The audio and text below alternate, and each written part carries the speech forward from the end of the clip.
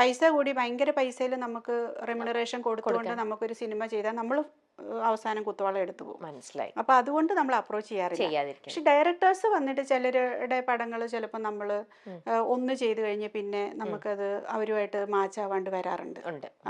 പിന്നെ നമ്മളപ്പോൾ ആ ഡയറക്ടറുടെ പടം നമ്മൾ പിന്നെ വരുമ്പം അത് ഡയറക്ടർ നല്ലതായിട്ടല്ല, നല്ലതാവാഞ്ഞിട്ടല്ല, നമുക്ക് മാച്ച് ആവുന്നില്ല അവരുടെ ആ ഒരു രീതികൾ. ഇനി സിനിമയില് നമ്മുടെ മമ്മൂക്കയുടെ കൂടെ ഒന്ന് രണ്ട് സിനിമ അഭിനയിച്ചിട്ടുണ്ട്, 3 അല്ലേ അഭിനയിച്ചിട്ടുണ്ട്. അതുപോലെ ജയറാമേട്ടന്റെ കൂടെ ഒരു സിനിമയിലുണ്ട്. അവരുടെ കൂടെ ഉണ്ടായിരുന്ന ആ ഒരു എക്സ്പീരിയൻസ് അതെങ്ങനെയായിരുന്നു? അവരുടെ കൂടെയുള്ള എക്സ്പീരിയൻസ് ഭയങ്കര, ഞാൻ മമ്മൂക്കയുടെ കൂടെ അഭിനയിക്കണ ആദ്യം മംഗ്ലീഷ് എന്ന് പറഞ്ഞ സിനിമയാണ്. അന്ന് എൻ്റെ 3ാമത്തെ സിനിമയായിരുന്നു, തുടക്കമാണ്. ഭയങ്കര പേടിയായിരുന്നു അന്ന് എനിക്ക്. മമ്മൂക്ക ഇങ്ങനെ ഒരു രാജാവിനെ പോലെയാണ് വരുന്നത്, സെറ്റിലേക്ക് വരുന്നു. അപ്പം ഭയങ്കര സുന്ദരനാണല്ലോ. അപ്പൊ ഇങ്ങനെ മമ്മൂക്കയ്ക്ക് അല്ലാതെ തന്നെ ആ ഒരു ആറ്റിറ്റ്യൂഡ് ഉണ്ട്, പേഴ്സണലി ഉള്ള ഒരു ആറ്റിറ്റ്യൂഡ് ഉണ്ട്. അപ്പൊ ഇങ്ങനെ മമ്മൂക്കയെ കാണുമ്പോഴത്തേനും എല്ലാവരും stand up sit down, stand up sit, ഇതായിരുന്നു പരിപാടി. അത് മമ്മൂക്ക കയറി മുറിയിലേക്ക് പോവും, ഒരു 10 പ്രാവശ്യം ഇറങ്ങി വരുമല്ലോ അദ്ദേഹം. ആ 10 പ്രാവശ്യം ഇറങ്ങുമ്പോഴും അവിടെ ഇരിക്കണവർ എഴുന്നേക്കും ഇരിക്കും. അപ്പൊ ഞാനും അവിടെ ഇരിപ്പുണ്ട്. ഞാനൊരു 5 പ്രാവശ്യം എഴുന്നേറ്റു. പിന്നെ എനിക്ക് ദേഷ്യം വന്നു. ഞാൻ പിന്നെ വിചാരിച്ചു ഇനി എഴുന്നേക്കുന്നില്ല, ഇരുന്നു. ഞാൻ അവിടെ ഇരുന്ന്. ഇതാണ് സംഭവം ശരിക്കും. അപ്പം ഇതെല്ലാം എന്താണ് സംഭവം എന്ന് ചോദിച്ചു കഴിഞ്ഞാൽ മമ്മൂക്കേനെ അടുത്ത് അറിയാത്തതിന്റെ ഒരു കുഴപ്പം കൂടെ ഉണ്ട്. മമ്മൂക്ക ആരോടും എഴുന്നേറ്റിരിക്കാനൊന്നും പറയാറില്ല. പബ്ലിക്ക് തന്നെ, ഇതാണ് ഞാൻ പറഞ്ഞ, ഓരോ മനുഷ്യരെ കാണുമ്പം ഓരോരുത്തർക്ക് തോന്നുന്ന ഒരു വൈബാണത്, തന്നെ അങ്ങ് എഴുന്നേക്കുവാണ്. പക്ഷെ മമ്മൂക്ക അവിടെ എഴുന്നേറ്റില്ലെങ്കിലും മമ്മൂക്ക ആരോടും ഒന്നും പറയുകയില്ല, എഴുന്നേക്കണം എന്നും പറയാറില്ല. മമ്മൂക്ക പക്ഷെ ഇനി എഴുന്നേക്കണ്ടെന്നും പറഞ്ഞില്ല കേട്ടോ, മമ്മൂക്ക ശ്രദ്ധിക്കണില്ല. കുറെ പേര് എഴുന്നേക്കുന്നു. അങ്ങനെ. അപ്പൊ മമ്മൂക്കയൊക്കെ സത്യത്തിൽ ഒരു സാധാരണ ഹ്യൂമൻ ബീയിങ് ആണ്. പിന്നീട് പരിചയപ്പെട്ടപ്പോഴാണ് എനിക്കത് മനസ്സിലായത്. ഒരിക്കലും ഒരു നടൻ്റെതായിട്ടുള്ള ഒരു ആറ്റിറ്റ്യൂഡ് അദ്ദേഹത്തിൽ ഉള്ളതാണ്. അത് കാണുമ്പോൾ നമ്മൾ ചിന്തിക്കുന്നതാണ് ഭയങ്കര ഒരു ഇതാണെന്നൊക്കെ. പക്ഷെ അദ്ദേഹം ഭയങ്കര സിമ്പിളാണ്. എനിക്ക് എൻ്റെ മോൻ്റെ ആദ്യ കുർബാനയ്ക്ക് ഞാൻ വിളിച്ചത് മമ്മൂക്കേനെ. മമ്മൂക്കയോട് ഞാൻ ഒരു കാര്യം ആവശ്യപ്പെട്ടിട്ടുള്ളൂ, എൻ്റെ മോന് ഇക്ക വരണം എന്ന് പറഞ്ഞു. അത് എൻ്റെ മോൻ്റെ ആഗ്രഹമാണ്, ഇക്ക വരണം. അതേ പറഞ്ഞു, ഞാൻ ഉറപ്പ് തരുന്നു. ആ ഒരു കാര്യമല്ലാണ്ട് എനിക്കോട് ചോദിച്ചിട്ടില്ല. ഇക്ക അന്ന് പ്രീസ്റ്റ് എന്ന് പറഞ്ഞ സിനിമയുടെ ഷൂട്ട് നടക്കുമ്പം 6 മണിക്ക് ഷൂട്ട് നിർത്തി വെച്ചിട്ട് അദ്ദേഹം വന്നു. അപ്പൊ ആ ഒരു നന്ദി ഓർമ്മയും എനിക്ക് എന്നും, ഞാൻ മരിക്കുള്ളതുകൊണ്ടാണ്. അത്രയ്ക്ക് നല്ലൊരു മനസ്സിന്റെ ഉടമയാണ്. അല്ലാതെ നമ്മൾ വിചാരിക്കണ പോലുള്ള നമ്മളെന്നല്ല, ആൾക്കാർ വിചാരിക്കും അദ്ദേഹത്തിന് ജാടയാണ്. അങ്ങനെ ജയറാമേട്ടനാണേലും ഭയങ്കര ഫണ്ണി ആയിട്ടുള്ള, ഒരുപാട് ചിരിപ്പിക്കുകയല്ലേ. ജയറാമേട്ടൻ സെറ്റിൽ ഒരുപാട് മിമിക്രികൾ കാണിക്കും, ഇങ്ങനെ ചിരിപ്പിച്ചോണ്ടേയിരിക്കും. ഞാൻ 2 സിനിമയില് ഹീറോയിനാണ്, ആടുപുലിയാട്ടം, പട്ടാഭിരാമി. അപ്പൊ അങ്ങനെ കുറെ തമാശകൾ. അതെ, നല്ല ആളാണ്. ഇനി നമ്മള് ഷിലു അടുത്ത ഒരു സെഗ്മെന്റിലേക്ക് പോവാണ്. ഈ 8 ചോദ്യങ്ങളാണ് ഈ സെഗ്മെന്റിലുള്ളത്. 8 ചോദ്യം ചോദിക്കുന്ന വഴി പെട്ടെന്ന് ഉത്തരം പറയാ. 8നും കറക്റ്റ് ആയിട്ട് ആൻസർ ചെയ്ത് കഴിഞ്ഞാൽ ഷീലു ഇബ്രാഹിമിന് മൈൽ സ്റ്റോൺ വക ഒരു ഗിഫ്റ്റ് അങ്ങോട്ട് തരും. ഉത്തരവെങ്ങാനും തെറ്റിയാൽ ഷീലു ഇബ്രാഹിം അപ്പം പ്രൊഡക്ഷൻസ് മൈൽ സ്റ്റോണിന് ഒരു ഗിഫ്റ്റ് തരണം, അല്ലെങ്കിൽ എനിക്കെങ്കിലും ഒരു ഗിഫ്റ്റ് തരണം. ഓക്കെ, അപ്പൊ നമുക്ക് ചോദ്യത്തിലേക്ക് പോവാം. മൈൽ സ്റ്റോൺ സ്റ്റാർ ക്വിസ് 2024 8 ചോദ്യങ്ങളായിട്ട് ഞാൻ ദാ വരുന്നു. 2013 പുറത്തിറങ്ങിയ വീപ്പിംഗ് ബോയ് എന്ന ചിത്രത്തിൽ ഷീലു അവതരിപ്പിച്ച കഥാപാത്രത്തിന്റെ പേരെന്ത്? Doctor rose. എല്ലാം ഓർത്ത് വെച്ചിരിക്കുകയാണോ?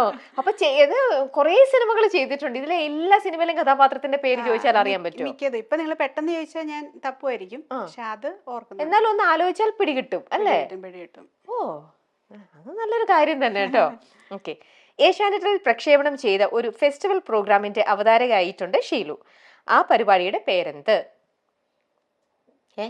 ചെയ്തിട്ടില്ലല്ലോ. ഒരു ഫെസ്റ്റിവൽ പ്രോഗ്രാമാ, ഏതോ ഒരു ഫെസ്റ്റിവലുമായിട്ട് റിലേറ്റഡ് ആയിട്ടുള്ള ഒരു പ്രോഗ്രാം, അല്ലാതെ അങ്ങനെ ഒരു വലിയൊരു ഷോ പോലൊന്നും അല്ല.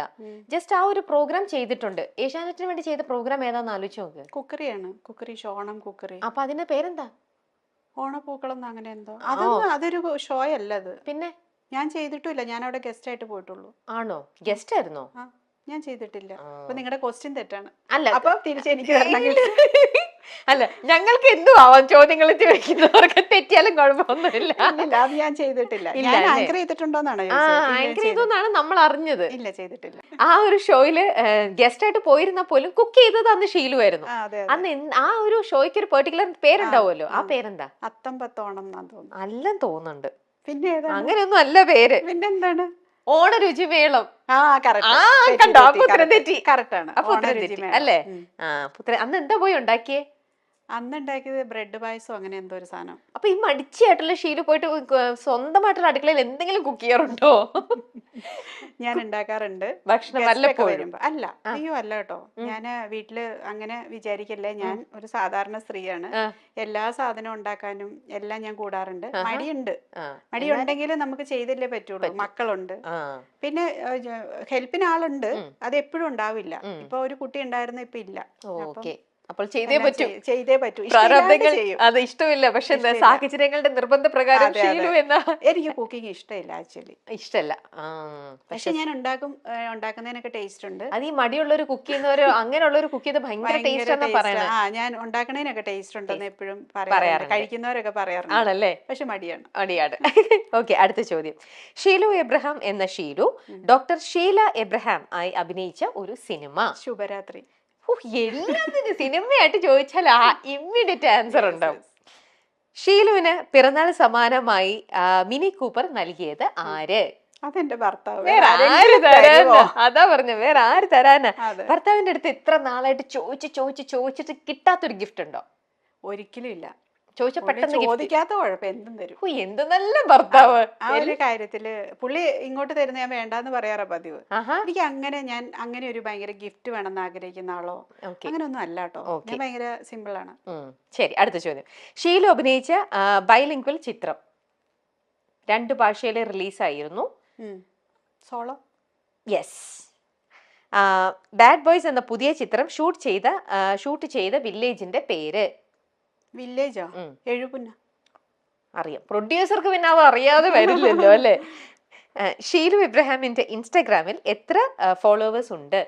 ഒരു 4,77,000. അതൊന്ന് ചെക്ക് ചെയ്യാമോ? കറക്റ്റ് ആണോ നോക്കട്ടെ. കറക്റ്റ് ആണ്. ആണോ? ഇന്ന് രാവിലെ ചെക്ക് ചെയ്തിട്ടുണ്ടാവും. കറക്റ്റ് ആണ് അല്ലേ? അല്ല, അത് എപ്പോഴും തുറന്നു നോക്കുന്നതാണല്ലോ.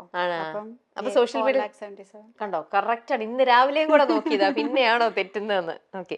ഷീലു എബ്രഹാമിന്റെ ആദ്യ നിർമ്മാണ സംരംഭം? Weeping boy. First movie. അതും കറക്റ്റ് ആണ്. അപ്പോൾ അങ്ങനെ നമ്മുടെ ക്വിസിലെല്ലാം വളരെ കറക്റ്റ് ആയിട്ട് ആൻസർ, അല്ല ഒരെണ്ണത്തിലേ ഒന്ന് തപ്പി എന്നുള്ളതേ ഉള്ളൂ.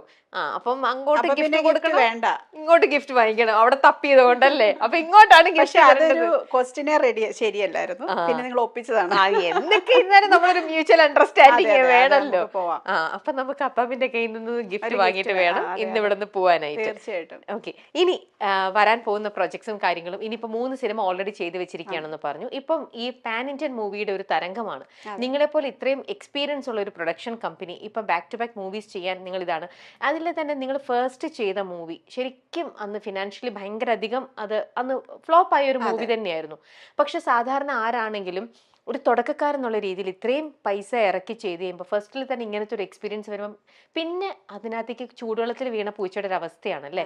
പക്ഷെ അവിടെ നിന്നും എബ്രഹാമിനായിക്കോട്ടെ സഹധർമ്മിണിക്കായിക്കോട്ടെ തിരിച്ച് വീണ്ടും സിനിമയിലേക്ക് പോയ പൈസ നമ്മൾ അവിടുന്ന് തന്നെ നേടും എന്നുള്ളൊരു വാശിയോടെ നിങ്ങൾ ബാക്ക് ടു ബാക്ക് ഒരുപാട് മൂവീസ് ഇപ്പൊ ചെയ്തുകൊണ്ടിരിക്കുകയാണ്. എന്തായിരുന്നു അതിന്റെ പിന്നിലുള്ള ആ ഒരു രഹസ്യം? അത് തന്നെയാണ്, പൈസ തിരിച്ചു പിടിക്കാന്നുള്ള ഉദ്ദേശം തന്നെയായിരുന്നു. അങ്ങനെ തോറ്റിട്ട് പോകാൻ വന്നവനല്ല. അതെന്നു വെച്ചാൽ 1.5 കോടിയാണ് ഒറ്റയടിക്ക് പോയത്. അപ്പൊ അത് അന്നത്തെ കാലത്ത് 1.5 കോടി എന്ന് പറഞ്ഞാൽ വലുതാണ്. എത്ര ഇയേഴ്സിന് മുന്നേ ആയിരുന്നു അത് 1.5 കോടി ആയുള്ള പ്രോജക്റ്റിന്. പക്ഷെ ആ 1.5 കോടി നമുക്ക് പോയി. അന്ന് 1.5 കോടി എന്ന് പറഞ്ഞാൽ വലിയൊരു എമൗണ്ട് ആണ്. അതെ. അപ്പൊ അത് പോയി കഴിഞ്ഞപ്പോ പിന്നെ അത് തിരിച്ചു പിടിക്കണമെങ്കിൽ പിന്നെ വേറെ ഒരു ബിസിനസ്സിൽ നിന്നൊന്നും പെട്ടെന്ന് 1.5 കോടി കിട്ടില്ല. ലാഭം വന്നാൽ പെട്ടെന്ന് പൈസ വരാൻ പറ്റുന്ന ഒരു സാധനം സിനിമ തന്നെയാണ്. അങ്ങനെയാണ് നമ്മൾ ഷീ ടാക്സി എന്ന് പറഞ്ഞ പടം ചെയ്യുന്നത്. പക്ഷെ അതും നമ്മൾക്ക് ഒരു നഷ്ടം തന്നെയായിരുന്നു. സിനിമ വിജയമായിരുന്നു, പക്ഷെ അതിന്റെ ബഡ്ജറ്റ് കൂടിപ്പോയി. പിന്നെ 2.5 കോടിയിൽ തുടങ്ങിയ സിനിമ 4 കോടിയിലാണ് നിന്നത്. ഷീ ടാക്സിക്ക് അത്രയായോ? അതെ. ആ സിനിമ കാണുമ്പോൾ നമുക്ക് അത്രയും അത് കുറെ സ്ഥലങ്ങളിൽ കൂർഗിലൊക്കെ പോയി ഒരുപാട് ദിവസങ്ങൾ ഷൂട്ടൊക്കെ ഉണ്ടായിരുന്നു. അത് നീണ്ടുപോയി. അങ്ങനെ തീർക്കാൻ പറ്റുന്ന ഒരു സിനിമയായിരുന്നു. പക്ഷെ അത് എന്താന്ന് വെച്ചാൽ നമ്മള് തുടക്കക്കാരായിരുന്നല്ലോ നമ്മള് ആസ് എ പ്രൊഡ്യൂസർ. അപ്പൊ ഈ തുടക്കത്തിൽ എന്ത് പറ്റുമെന്ന് വെച്ചാൽ ഒരുപാട് പ്രൊഡ്യൂസേഴ്സിന് പറ്റുന്നതാണ്, സിനിമയെ പറ്റി വലിയ ധാരണയില്ല. അപ്പം പൈസ പോകാൻ പറ്റുന്ന ഒരു ഭയങ്കര പോക്കറ്റ് ചോർന്നു പോകുന്നത് നമ്മൾ അറിയുന്നില്ല. അത് പിന്നെ നമ്മൾ അത് എക്സ്പീരിയൻസ്ഡ് ആയി കഴിയുമ്പോഴാണ് നമുക്ക് ഇതെല്ലാം മനസ്സിലാവുന്നതും പിന്നെ നമ്മൾ പിടിക്കും. പിന്നെ നമ്മൾ ഈച്ച് ആൻഡ് എവറിത്തിങ് ചെക്ക് ചെയ്യും. നമുക്ക് ഒരു സാധനം ഇന്ന സ്ഥലത്ത് ഷൂട്ട് വേണ്ട എന്ന് നമ്മൾ തീരുമാനിക്കും. അങ്ങോട്ട് പോകണ്ട, ഇവിടെ വെച്ച് ചെയ്താൽ മതി, അതിനുള്ളത് മതി, അങ്ങനെ പറയാൻ തുടങ്ങി നമ്മൾ. അതുവരെ നമ്മൾ എന്താണ് ഡയറക്ടേഴ്സ് പറയുന്നത് കേട്ടുകൊണ്ട് അവര് പറയുന്ന എമൗണ്ട് അങ്ങ് കൊടുത്തോണ്ടിരിക്കും. അപ്പൊ പിന്നെ നമ്മൾ അതാണ് പറഞ്ഞത്, എക്സ്പീരിയൻസ്ഡ് ആയി കഴിഞ്ഞു കഴിഞ്ഞാൽ നമ്മൾക്ക് ഇതിൽ നിൽക്കാൻ പറ്റും. ഈ ഒരു അബാം എന്ന് പറഞ്ഞ പ്രൊഡക്ഷൻ കമ്പനിയിൽ വളരെ കണ്ണിങ് ആയിട്ട് അല്ലെങ്കിൽ ഷാർപ്പായിട്ട് തീരുമാനങ്ങൾ എടുക്കാനുള്ള കഴിവ് എബ്രഹാമിനാണോ ഷീലുവിനാണോ? രണ്ടുപേർക്കും ഉണ്ട്. ആണ്, തീർച്ചയായിട്ടും. കട്ടയ്ക്ക് കട്ടയാവ്. തീർച്ചയായിട്ടും. ഇപ്പൊ പുള്ളി ചെയ്യുന്ന ചില കാര്യങ്ങളിൽ പുള്ളി ചില കാര്യങ്ങളിൽ വീക്കാണ്, ചില കാര്യങ്ങളിൽ ഞാൻ സ്മാർട്ടാണ്, ചിലതിൽ പുള്ളി സ്മാർട്ടാണ്. നിങ്ങൾ അത് ബാലൻസ് ചെയ്യും. ഇപ്പൊ പുള്ളി പറയുന്നത് തന്നെ അപ്പോഴേ പറയില്ലല്ലോ അത് വേണ്ടട്ടോ, അത് ഇപ്പം എസ്പെഷ്യലി ഇപ്പം ഒരു കാസ്റ്റിങ്ങിന്റെ കാര്യത്തിലായിരിക്കും, അതല്ലെങ്കിൽ ഇപ്പം മറ്റേ മണി റിലേറ്റഡ് ലൊക്കേഷന്റെ കാര്യത്തിലായിരിക്കും, അതൊക്കെ ഞാൻ തന്നെയാണ് പറയുന്നത്.